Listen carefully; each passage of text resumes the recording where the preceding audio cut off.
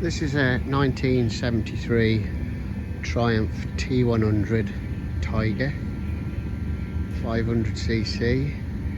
It's a project bike. I've not tried to start it or anything.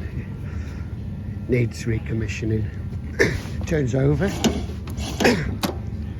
The gears select on it. Brakes work in a fashion.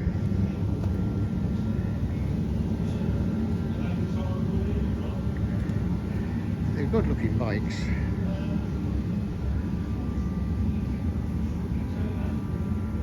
Well, it could be.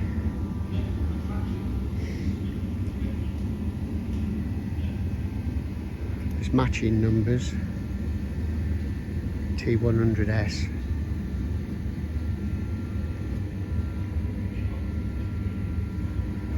Now, if you fancy a project, that's a nice one.